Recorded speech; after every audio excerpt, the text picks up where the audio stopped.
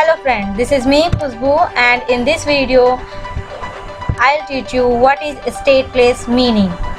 So we often listen about this word that a web application is stateless. So what exactly this means that a web application is stateless? So first see the definition. A web application is stateless. That means that a new instance of a page is created every time when we make a request to the server to get the page, and after the round trip our page has been lost immediately.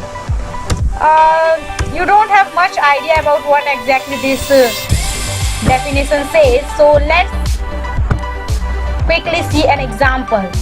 Let's suppose I open www.google.com. So every time when I request a page Google, a new instance of Google is created. Okay, so when I write some words like SQL, anything, so this page request goes to the server and then come back to us. You know about what exactly a post back.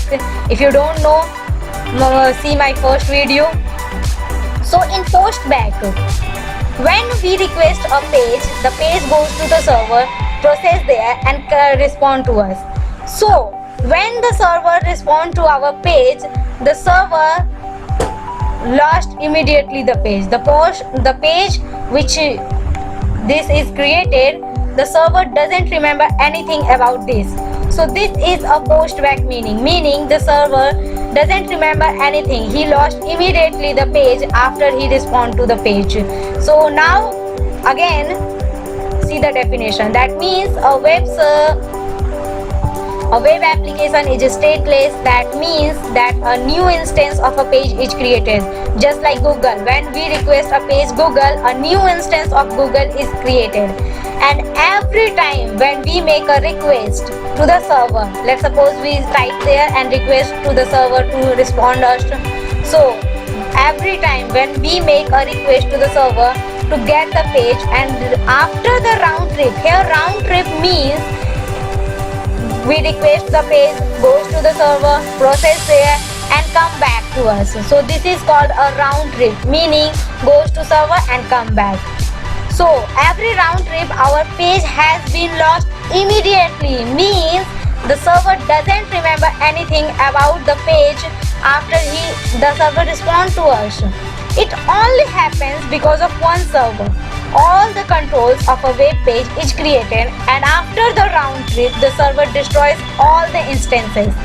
So let's suppose this is so now we have understood what exactly a stateless meaning the server doesn't remember anything. So let's suppose take an example where we want to store some data, where we want some data to be remembered by the server. So what we will do in that situation?